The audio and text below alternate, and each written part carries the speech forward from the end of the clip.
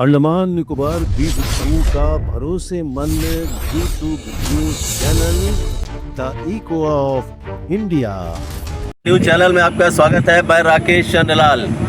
अंडमान निकोबार द्वीप समूह में रहने वाले जितने भी हमारे टैलेंटेड भावी क्रिकेट प्लेयर हैं उनके लिए बहुत बड़ी खुशखबरी है। इतनी बड़ी खुशखबरी कि अब बरसों बाद अब उनका सपना जो है वो साकार होने जा रहा है। सिर्फ अब वो कुएं के मेंढक बनकर नहीं रहेंगे।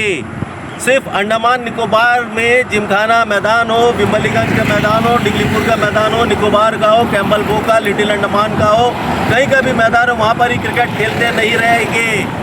अब आपको एक मौका मिलने जा रहा है कि नेशनल लेवल का जो क्रिकेट टूर्नामेंट होता है उस पर आप भी अपना कमाल दिखा सकते हैं। और ये खुशखबरी ये है कि जो भारतीय क्रिकेट कंट्रोल बोर्ड है BCCI, उसका अगले महीने 18 सितंबर को मुंबई में एक बैठक होने जा रही है। एनुअल जनरल बॉडी मीटिंग होने जा रही है।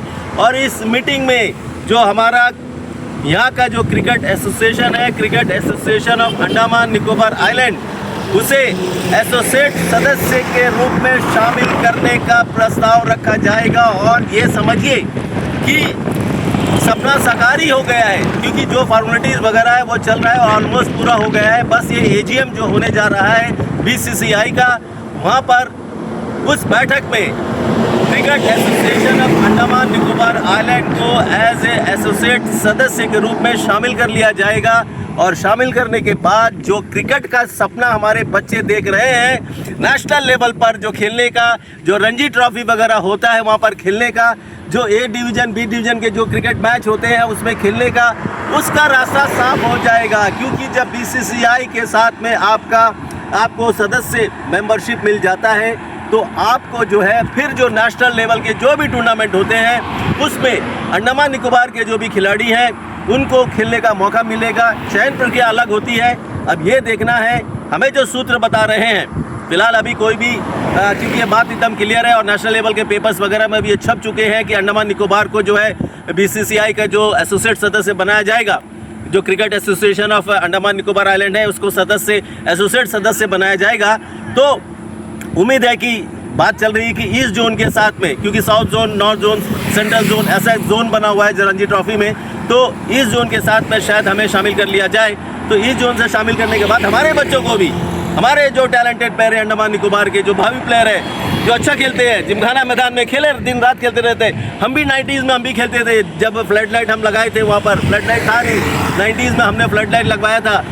और उस समय तब हम फ्लड लाइट में खेलते थे। अब तो फ्लड लाइट बाकायदा लग चुका है। यहाँ पर खेलो इंडिया को बढ़ावा दिया जा रहा है पूरे देश में, अंडमान निकोबार में भी दिया जा रहा है। तो ऐसे में अब जो है, जो खेलों के प्रति जो है, जब खेलने का मौका मिलेगा, सब मिलेगा, तो बच्चों को जो है ना एक उनका कैरियर डेवलप हो जाएगा।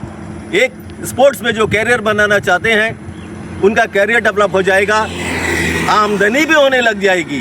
तो बहुत ही बड़ी खबर है हमारे बच्चों के लिए, बहुत ही, जिसके लिए जितने भी लोग जो प्रयास किए थे, मैं बधाई देना चाहूँगा। जो cricket association of Andaman Nicobar island के जो पदाधिकारी हैं, जो बरसों से इस पर मेहनत कर रहे थे, आखिर जाकर अब जो है उनकी जो सपना है और हमारे बच्चों का जो सपना है वो साकार होने जा रहा है।